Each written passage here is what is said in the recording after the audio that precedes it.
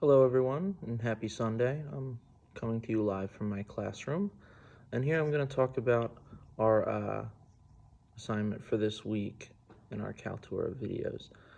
Looking back on my reflection journal over these last couple of years, this program's provided me with a comprehensive understanding of different teaching methods and approaches and strategies employed by experienced teachers over this time. And during my observation hours, I was fortunate to learn from some really great teachers.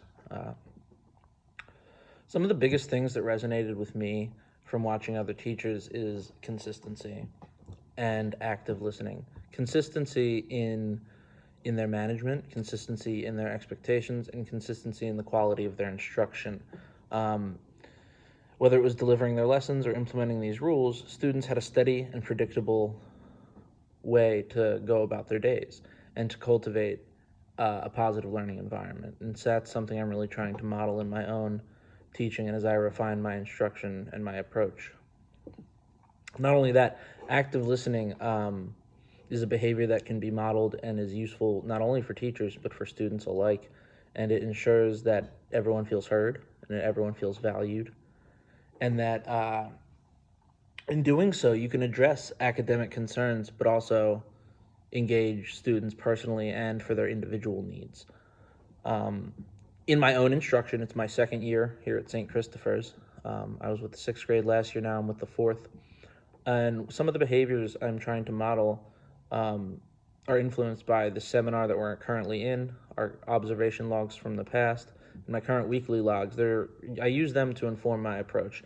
And some of the things I'm really trying to go about and do in going about this is reflective teaching. Using my observations, I'm trying to constantly assess myself and my progress, as well as keep my students apprised and their parents apprised of all their progress, and giving robust feedback as I can.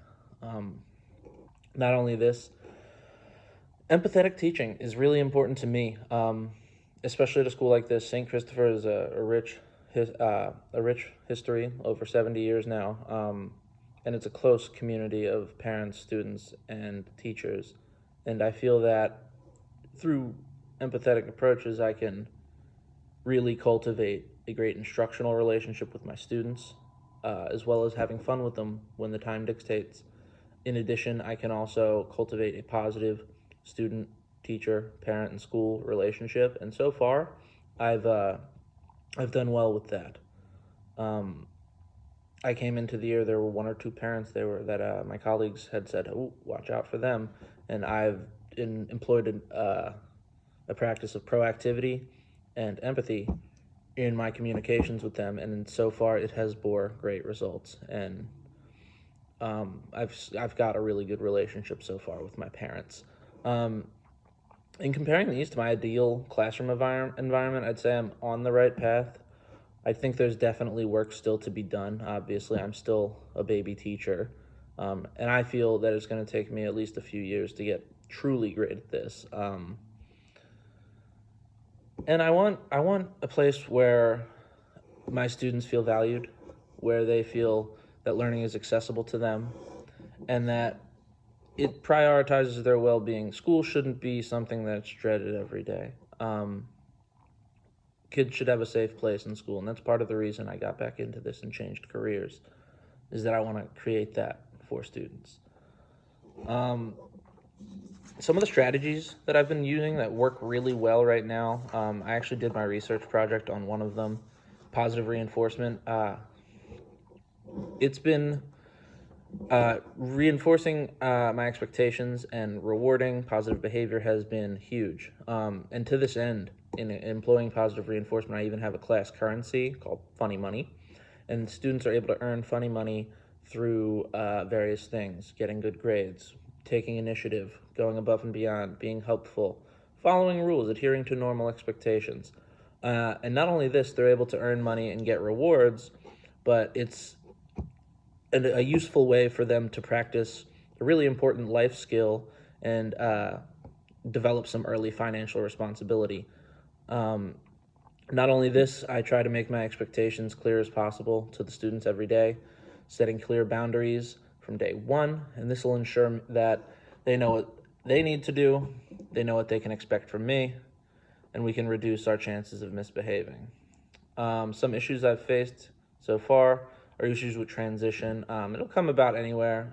Each day presents a new set of challenges, and transitions have been a thing for us. We need to get better at that. I know sometimes I can get hyper-focused and then be not as considerate as I should in terms of student transitioning as children, me as an adult, and balancing our individual needs.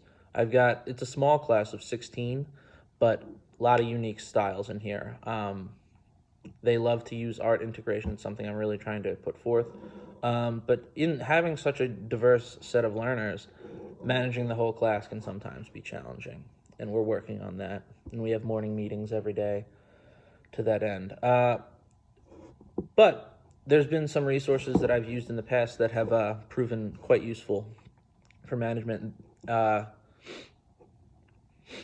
that is, what is the book called? It's called Blind Spots, Why Students Fail. Offhand, I forget the author, but it's really helpful in identifying not only instructional weak points for myself, but also management deficiencies. And it's been helpful to that end. It provides the science that you need behind it and strategies to put it forth. And I've really enjoyed that. I'm still reading it currently, but I've enjoyed what I've gotten so far. And with that, I will wrap it up. Thank you so much for listening.